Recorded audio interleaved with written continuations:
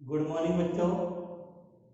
अपने last video में आपने चैप्टर नंबर 14 पार्ट का नाम था बायोमोलिक्यूल्स या जैवाणु।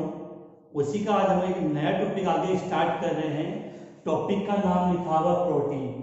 प्रोटीन के बारे में आप सब लोगों ने सुना होगा, तो आज इस चैप्टर में हम प्रोटीन के बारे में एकदम डिटेल से बात करेंगे। कौन कौन से क्वेश्चन अपने एग्जाम में पूछे जाते हैं, अपने लिए क्या इंपॉर्टेंट है। इसी के साथ मेरे एनके ब्रूस्टर चैनल को सब्सक्राइब जरूर करें। वीडियो पसंद आए तो लाइक कमेंट्स। अब बात करते हैं अपने टॉपिक पे, आते हैं डायरेक्ट कि आज का टॉपिक हमने क्या स्टार्ट किया है। प्रोटीन। जो प्रोटीन शब्द है वो बर्जीलियस नामक वैज्ञानिक ने दिया था। क्या नाम था? बर्जीलियस। प्रोटीन शब्द है वो किस वैज्ञानिक ने दिया था? बर्जीलियस नामक वैज्ञानिक ने दिया था। अब हम बात करें कि जो प्रोटीन आपका, वो प्रोटीन ग्रीक भाषा के शब्द, आपने बहुत से सुना होगा कि ये ग्रीक भाषा से लिया गया शब्द होते, बहुत सारे ऐसे बात करते हैं। तो जो प्रोटीन शब्द है वो ग्रीक भाषा के प्रोटीयस शब्द से लिया गया है। प्रोटीन शब्द ग्रीक भाषा के प्रोटीयस शब्द से लिया गया है, जिसका मतलब होता है प्राथमिक, प्रथम या अति आवश्यक या अति महत्वपूर्ण। तो शाब्दिक अर्थ में देखा जाए तो प्रोटीन का मतलब होता है जो अपने शरीर के लिए बहुत प्राथमिक हो, अति आवश्यक शब्द हो। ये तो था नॉर्मल बात है। अब बात करें कि आप सब जानते हो जो प्रोटीन है वो जीवों की वृद्धि, मरम्मत व अनुरक्षण के लिए अत्यधिक आवश्यक है। आप लोगों ने सुना होगा कार्बोहाइड्रेट होता है, वसा होती है, वो अपने शरीर को एनर्जी देती है, लेकिन अपने शरीर की मजबूती एवं विकास के लिए हमें किसकी आवश्यकता होती है? सबसे ज्यादा प्रोटीन की आवश्यकता होती है। अब हम आगे इसमें बात करें कि प्रोटीन का निर्माण किससे होता है, तो उन चीजों को हम यहाँ समझने की कोशिश करते हैं कि प्रोटीन भी एक जैव होता है। प्रोटीन क्या है? जैव बहुलक है। और जो प्रोटीन बना होता है वो अल्फा एमिनो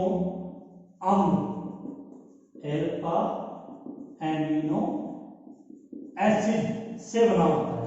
तो देखा जाए तो जो प्रोटीन का जो निर्माण होता है वो अल्फा अमीनो अम्ल इकाइयों के आपस में मिलने से होता है। और अपने शरीर में, मनुष्य के शरीर में 20 प्रकार के अमीनो अम्ल पाए जाते हैं। कितने प्रकार के? 20 प्रकार के अमीनो अम्ल पाए जाते हैं। इसके बाद हम बात करें प्रोटीन का वर्गीकरण। क्या करें? प्रोटीन का वर्गीकरण, क्लासिफिकेशन ऑफ प्रोटीन। तो प्रोटीन का वर्गीकरण, जो फर्स्ट वर्गीकरण दिया गया है उसको हम बोलते हैं संगठन या आणविक आकृति के आधार पर। प्रोटीन का जो फर्स्ट वर्गीकरण किया गया है वो किसके आधार पर? संगठन या आणविक आकृति के आधार पर। इसके अकॉर्डिंग या इसके अनुसार प्रोटीन को हमने दो हिस्सों में डिवाइड किया। कितने हिस्सों में? दो हिस्सों में डिवाइड किया। एक को हमने नाम दिया रेशेदार प्रोटीन और दूसरे को हमने नाम दिया दानेदार या गोलिकाकार प्रोटीन। तो आणविक संरचना या आणविक आकृति के आधार पर हमने प्रोटीन को कितने हिस्सों में डिवाइड किया? दो हिस्सों में। पहला हिस्सा रेशेदार प्रोटीन और दूसरा हिस्सा दानेदार या गोलिकाकार प्रोटीन। रेशेदार प्रोटीन और दानेदार प्रोटीन को समझने से पहले आपको एक चीज यहाँ नोट करनी है कि प्रोटीन जो बनता है वो अल्फा अमीनो अम्ल से बनता है, और जब अल्फा अमीनो अम्ल आपस में जुड़ते हैं तो उससे निर्माण होता है पेप्टाइड का। किसका निर्माण होता है? पेप्टाइड का। और बहुत सारे पेप्टाइड आपस में जुड़ के पॉली पेप्टाइड श्रृंखला का निर्माण करते हैं। किसका? पॉलीपेप्टाइड श्रृंखला का निर्माण करते हैं। मतलब अमीनो अम्ल आपस में जुड़ेंगे तो पेप्टाइड बनेगा, और बहुत सारे पेप्टाइड आपस में जुड़ के पॉलीपेप्टाइड का निर्माण करता है। और इन पॉलीपेप्टाइड श्रृंखलाओं से किसका निर्माण होता है बेटा? प्रोटीन का निर्माण होता है। तो अब यहां बात करेंगे पॉलीपेप्टाइड श्रृंखलाओं की, कि वह प्रोटीन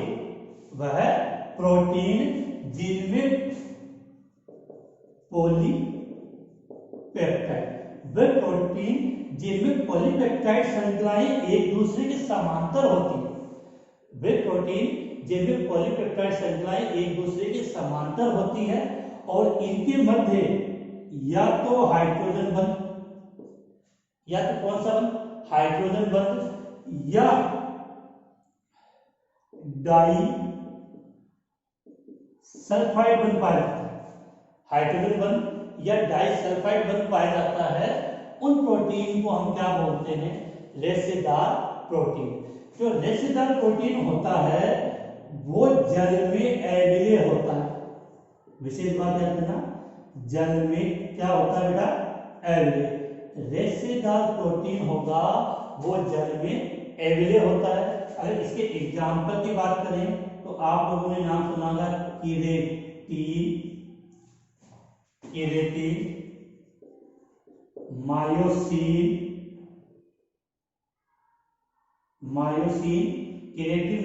और कोलेजन। ये सब के जितने भी हमने प्रोटीन लिखे हैं वो सब कैसे प्रोटीन है? रेशेदार प्रोटीन है। आपसे क्वेश्चन है, कमेंट्स में आंसर जरूर बताना, केरेटिन प्रोटीन कहाँ पाया जाता है? केरेटिन प्रोटीन अपने शरीर के किन भागों में पाए जाते हैं, उनका नाम जरूर बताएंगे कमेंट्स में। अब हम बात करते हैं दानेदार या गोलिकाकार प्रोटीन। नाम से ही गोलिकाकार। तो इसमें क्या होती है कि जो पॉलीपेप्टाइड श्रृंखलाएं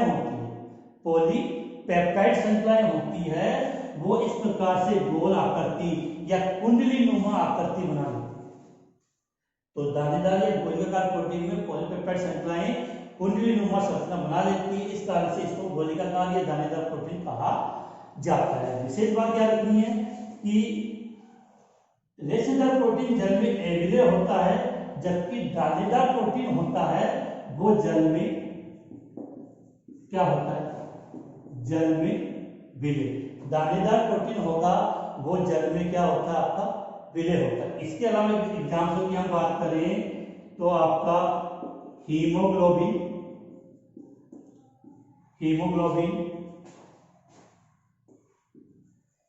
इंसुलिन, एल्ब्यूमिन, ये जो प्रोटीन होते हैं ये कौन से होते हैं? दानेदार या गोलिकाकार प्रोटीन के उदाहरण होते हैं। Haemoglobin, insulin, albumin. तो प्रोटीन का फर्स्ट वर्गीकरण था संगठन या आणविक आकृति के आधार पर।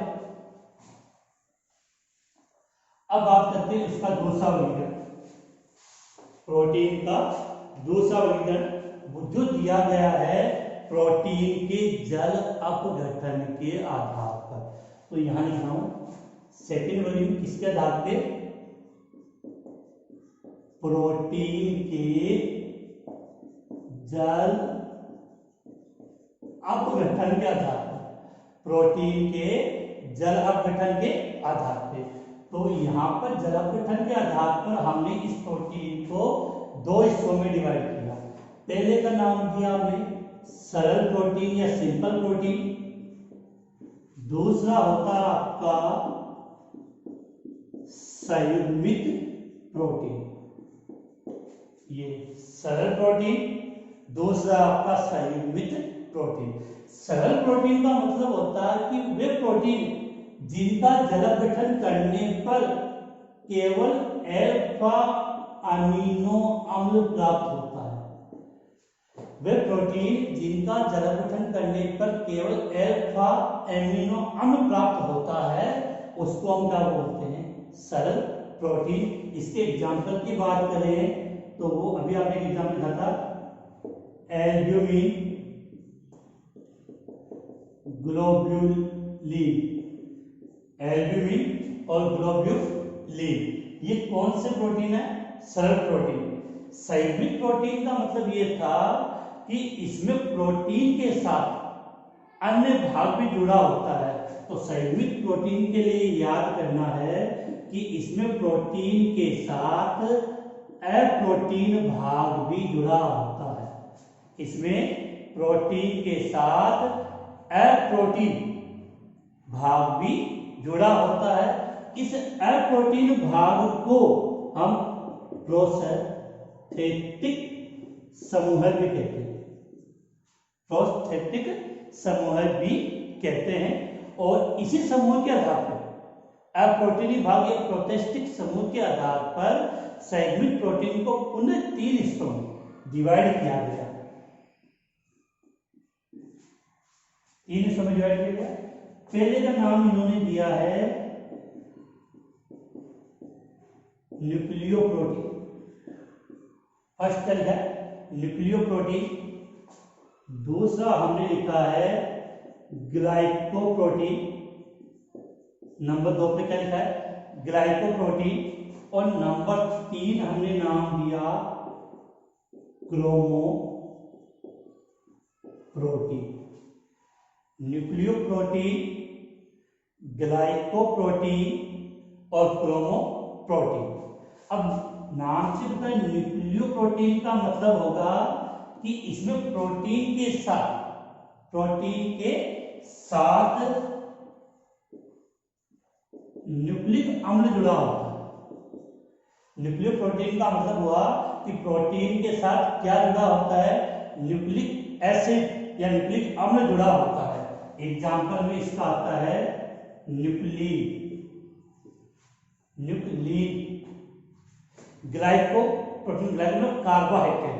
तो इसमें प्रोटीन के साथ क्या जुड़ा होता है, कार्बोहाइड्रेट जुड़े होते हैं। प्रोटीन के साथ क्या जुड़े होते हैं, कार्बोहाइड्रेट। एग्जाम्पल बात करें तो इसका हो जाएगा माइसिन, क्या लिखा गया, माइसिन। अब बात करते हैं क्रोमोप्रोटीन। क्रोमोप्रोटीन का मतलब होता है कि इसमें प्रोटीन के साथ वर्णक, इसमें प्रोटीन के साथ क्या जुड़े होते हैं बेटा, वर्णक। विशेष बात, प्रोटीन के साथ वर्णक जुड़े होते हैं। जैसे हम एग्जांपल इसमें बात करें हीमोग्लोबिन, क्लोरोफिल, हीमोग्लोबिन और क्लोरोफिल, ये किसके एग्जाम्पल है, क्रोमोप्रोटीन। तो उम्मीद करता हूँ कि ये चीजें आपको आसानी से समझ में आ गई। मैंने कहा इनके नोट्स की आपको टेंशन करनी नहीं है। मेरे जो नीचे लिखे व्हाट्सएप नंबर है उस पर आप मैसेज कर देना।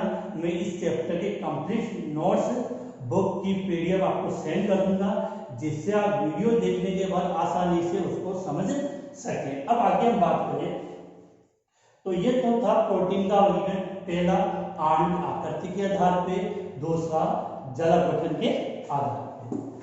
अब हम आगे बात करें प्रोटीन की, तो आप सब समझते हो कि प्रोटीन है किसका बना होता है, एमिनो अम्ल का। तो हम इसी की बात करें, नेक्स्ट टॉपिक अपना आता है एमिनो अम्ल,